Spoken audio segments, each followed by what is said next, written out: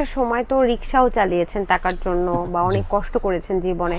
এখন যদি মানে আবারও আপনাকে কখনো রিক্সা চালাতে হয় তাহলে কি আপনি করবেন? সেটা যদি আমার যদি কর্মে থাকে সেটা করতে বাধ্য। কেন? চুরি করে তো আর খাবো না আপু, চাইয়া তো আর খাবো না, হয়তো কর্ম করে খাবো, হয়তো মাথার ঘাম পায়ে ফেলবো, ফেলে রোজগার করে আমার বউ বাচ্চা ফ্যামিলিকে চালাবো, সমস্যা নাই তো। বাহ। এটা তো ইজ্জত যাবে না। টাকা জি, কতটুকু ইম্পর্টেন্ট আপনার লাইফে? অনেক।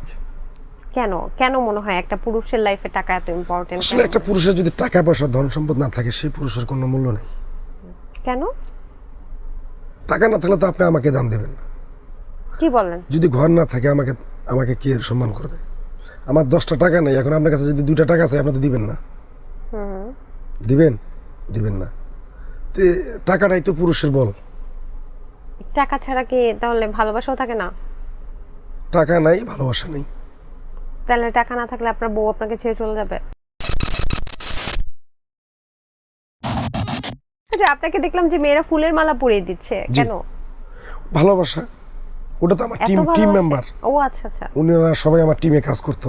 আচ্ছা আচ্ছা, এটা কি এই যে ভাইরাল হওয়ার জন্য আপনাকে হ্যাঁ, সবাই মিষ্টি আর ভালোবাসা। ফুলের মালা জি। পরিয়ে দিচ্ছিল, তাই তো? জি ওকে, একটু জানতে চাই যে উম, টাকা জি, কতটুকু ইম্পর্টেন্ট আপনার লাইফে?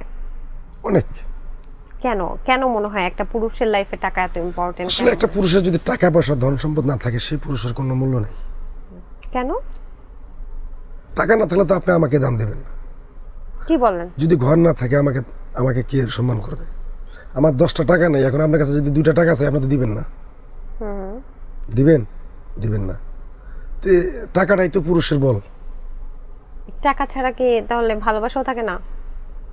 টাকা নাই, ভালোবাসা নেই। তাহলে টাকা না থাকলে আপনার বউ আপনাকে ছেড়ে চলে যাবে? না, এটা তো ওইটা তো এই বিষয়ে আসে না। তাহলে ওয়াইফ, আমার বউ তো বউই। তাকে বউ যদি থাকবে, প্রেমিকা তো ছেড়ে গেছে আপনাকে টাকা ছাড়া। সেটা যাক, সে তো আমার সংসারে আসে নাই, আর সংসারে আসার কোনো চিন্তা ভাবনা নেই। সে যেহেতু আমার 22 বছর ধরে সংসার করতেছে, দুঃখে সুখে সে আমার সাথে থাকছে। অনেক দুঃখ করছে আমার বউ, কিন্তু কোনোদিন যায়নি। বউ কি কি দুঃখ করছে? ঠিকভাবে কাপড় দিতে পারিনি, ঠিকভাবে খাওয়াইতে পারিনি, ঠিকভাবে একটা জিনিস চাহিদা তার দিতে পারিনি। চাহিদা করছে যে আমাকে একটা শাড়ি কিনে দাও, ওটার দাম কত, 2000, দিতে পারিনি। তারপরও তো এখনও সে মনে আফসোস নিয়েও সে আমাকে রেখে যায়নি। কখনো মনে আছে যে বউ একটা জিনিস চেয়েছে কিন্তু আপনার কাছে হাতে টাকা ছিল না, আপনি চেষ্টা করেছেন সেটা কেনার জন্য কিন্তু তারপর আপনি ব্যর্থ হয়েছেন, এটা এখনো মনে পড়ে এরকম কিছু?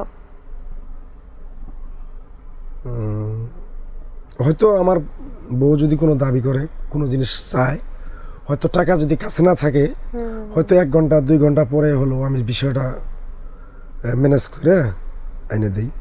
আচ্ছা, মিডিয়া আপনাকে ঘর বাড়ি জায়গা সম্পত্তি গাড়ি কি কি দিয়েছে? সেই আসলে ওইরকম ভাবে আমি এখনো ওরকম মোটা অঙ্কের কোনো কিছু পাইনি আপু। আমি যে টাকাটা পাই, আসলে আমার মোটামুটি সংসারটা মোটামুটি একটু, যেমন একটা মধ্য ফ্যামিলি একটা লোক যেমন দিন মানে দিন পাত চলে, ভালো আল্লাহ চালায়, এইভাবে আছি। আছে না যে 1 কোটি টাকা আছে, 50 লাখ টাকা আছে, 20 লাখ টাকা আছে, নাই।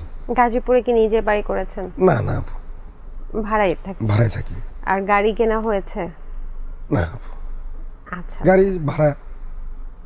একটা সময় তো রিক্সাও চালিয়েছেন টাকার জন্য বা অনেক কষ্ট করেছেন জীবনে। এখন যদি মানে আবারও আপনাকে কখনো রিক্সা চালাতে হয় তাহলে কি আপনি করবেন?